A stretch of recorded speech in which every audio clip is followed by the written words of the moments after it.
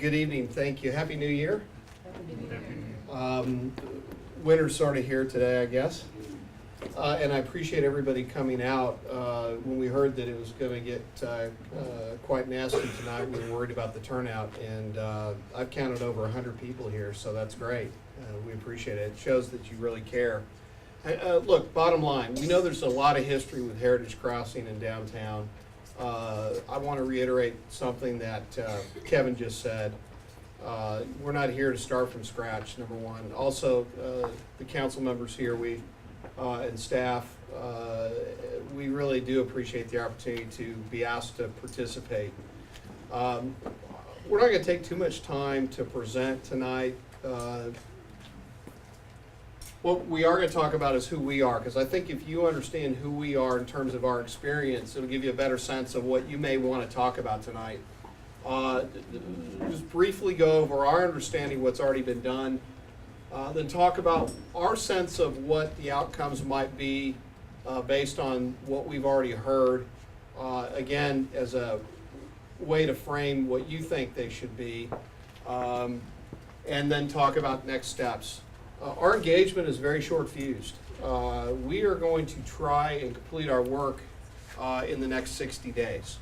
And I think it's important that we talk in terms of catalyzing and creating momentum. Our bottom line is we want to take all the work that's been done to date, help you figure out what's still relevant, what is consistent with the vision that's been emerging, and then if you're wearing a civic hat, put in place what we think, based on our professional experience and your needs, to you and the council, a set of policies and a strategy to effectively harness and create momentum for some catalytic redevelopment.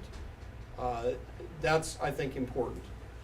We're not here to just go through some sort of abstract visioning. We're not here to put the next round of pretty pictures on the table, although we will do a little bit of design work, and I'll talk about that in a second, but that's specifically regarding some infrastructure and the function of Irving Boulevard in particular, and how Irving Boulevard, with all the different ideas that have been put on the table, how Irving Boulevard could potentially be significantly reinvented through downtown, to not just serve those who are driving through, but to truly be complementary to this part of Irving as a destination. And we have a significant amount of experience in that regard, and I'm going to talk about that. Finally, a lot of times people have opinions about things and they don't like to necessarily talk about them in front of others. So after we're done, if you want to grab my card or grab Brad's card, we'll give it to you, and you can call us and talk to us off the record. Sometimes people have ideas or concerns, and it's just more comfortable for you to talk about it one-on-one, and we're happy to do that. But I have a feeling that we'll probably get some comments and opinions and discussion going, and we don't want you to not discuss them tonight if you feel like you've got something to add.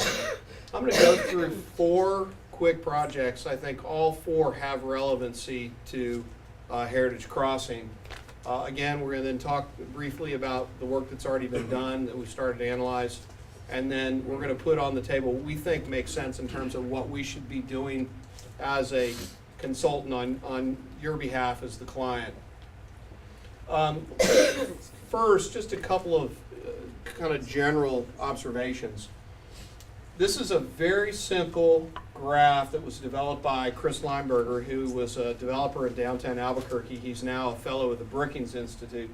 And what's interesting is, if you look at on the x-axis, if you go back to your geometry, this is time, year 1 through year 20, and on the y-axis is value. However you measure that. Typical development in the modern era for the last 50 years has been based on the red curve. The city provides the regulatory entitlement when they're approached by a developer. There's financing, to invest in the land and the infrastructure and the vertical development. It takes a year or two. You start cash flowing. At year 4 or 5, see that first dashed line? Typically, you're selling that revenue stream. You're flipping it, right? You've heard that phrase? You're flipping it. That's the highest point of that value of that asset. The building was built for a single use, convenience store, doctor's office. Think of all the handball court facilities in Florida. What are you going to do with those when handball is no longer popular? A lot of things, are designed for single use, and as the market evolves, a lot of times the cash flow starts to drop, the value over time starts to drop. You have an absentee landlord, you have lack of investment, and at some point you have an asset that most of the value is amortized, and there's little incentive to reinvent it. That's the American experience. That's part of why we went into a recession. A lot of the red curve was based on the oversupply of credit. A lot of times people just simply didn't do analysis on whether there was a market for it, right? This is where we're at, right? We live on the red curve. Traditionally, though, and especially in terms of downtowns, and this downtown was no different, we were on the blue curve. Now, sometimes it's a mixed bag for lots and lots of reasons. Lack of investment, political decisions, the departure of the department stores, all of that.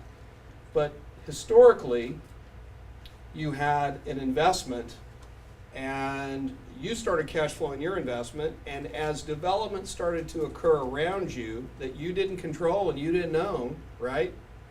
The folks investing around you are adding value to your property, and as you invest and you're successful, you're adding value to theirs. So you start to get on this increasing value curve over time. And then after, say, 12, 15 years, there's a point where you're through the life cycle of the building or the business or whatever, and because you're in an environment, say, for example, that 7-Eleven in Beacon Hill in Boston that I took a photo of, it's an environment where we don't really care whether or not that corner is a 7-Eleven, right? It could be a doctor's office, a dress shop. It wasn't designed, built to function just specifically as a convenience store. So, because we've invested and designed in a block pattern and convenient walking and a design of streets so that the automobile is there not just for parking but as a buffer to protect people, right? All these things are carefully calibrated. It's an economic development strategy. It's how cities organically function. There's an incentive for the city, the business owner, and the property owner to reinvest in that building because there's an adjacency. They may not control half the block down or the block down or the block over, but as people are reinventing down the street, it adds value to that building and so on and so forth. And as the market evolves, right, as it changes, then businesses change. But just because somebody goes out of business doesn't mean that then the building is doomed, right? So this is an oversimplification, but what happened is downtown Irving started out on the blue curve, but then we started reinventing and putting our development on the red curve model. The question for me is, with all the planning that you've done and with the vision and the leadership on this issue, what is it going to take to get back on the blue curve? Because you already have what it takes in terms of the DNA of a downtown. Great location, you've got this historic Main Street environment, you've got an operating rail line, I mean, that's amazing, etc. So, I don't want to belabor too much longer on this, but I think it's important to understand that where we come from is that there's got to be an economic underpinning to whatever is done going forward. Your motivation may not be economics, but if we don't work to solve that question, what's the business plan for the city and the small businesses and the neighborhoods to come together and get back on the blue curve, then we're just part of the next round of really great pictures and design and aspirations, but then we're still asking the question, what happens next?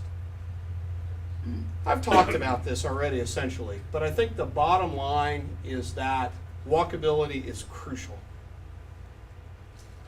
Walkability is crucial because it speaks to the life cycle you're in. It allows for the perception, if not the reality, that if you want to walk from one part of your day to the next you can, and it's important for the hangout factor.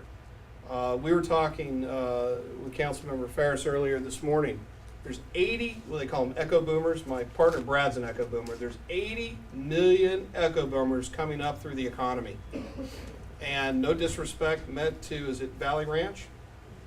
I have a feeling that a lot of 30-somethings, that are 20-somethings today that are 30-somethings, and will be able, who want to be in Irving, but in terms of this new generation, a lot of them might want to live down here and not in a home in Valley Ranch. Are we speaking to that market? That's going to be critical. And I'll tell you one thing that's critical in that regard is, can you walk? Can you ride your bike? Can you park your car? And can you drive your car? So let me walk through 4 quick case studies. We'll get to what we think the bottom line should be in terms of our work, and then we want to have you give us some feedback. We've been the lead consultant in downtown McKinney now for about 6 or 7 years. We did a very detailed building scale master plan. You have a lot of this work already done. That's the old historic square. You can see in our master plan the gray buildings are the ones that in our analysis probably make sense to stay and to be reinvested for adaptive reuse. The brown buildings are the ones that are good candidates for parcels that probably the buildings are probably not viable anymore, or there's already just vacant lots. This is McDonald Street, Louisiana, Virginia. When we first started working in downtown McKinney, the Public Works Department was going to rip out the pavers and replace the dying Bradford pears. And we took Jack Carr, who's been the city engineer for 30 years, they engaged us to do a downtown plan. We walked out to the square with him and we said, before you rip everything up and disturb all the businesses, tell us about the traffic counts on Louisiana and Virginia, which connect Highway 5 to Central Expressway. How many cars a day going east and going west, because it's a one-way pair coming through the square, east-west. How many cars a day are you going to see, say in 20 years? He said maybe 15,000 cars a day. 3 lanes of traffic to accommodate 15,000 cars a day. Well, if you're in the traffic business, that's about 3 times the capacity you need. That could accommodate 30 to 40,000 cars a day. Now, you wouldn't want that much throughput directly through by the square, but you could accommodate it. So what we did is we started looking at, well, what if you take a lane out? What if you put in more parking? On the Kentucky side, what if you took the 8-foot sidewalk and take it out to 30 feet because there was room to do that? Looking at each storefront and the characteristic of each block face. And we went through a process of analyzing the function of land use, the parking, the travel lanes, the walkability. And what we realized is there's just tremendous demand pent up. And if any of you have been to downtown McKinney in the last few years, it overnight changed the calculus. It literally changed the calculus. And why is that? Well, because, for example, Rick of Rick's Chop House went within 6 months from 2/3 of his business being reservation business, thank you, Brad, and 1/3 walk-in to 2/3 walk-in, 1/3 reservation. Why? Because this became an ad. People realized that there's a chop house there. Now, he was already there. I mean, what we did not create the market. We did not create the opportunity. But by going through a process of reinventing the functionality of the streets and the square, we took an inert demand and created a way for these businesses to start to relate to one another. So now there's 5 very successful restaurants across the Kentucky block face.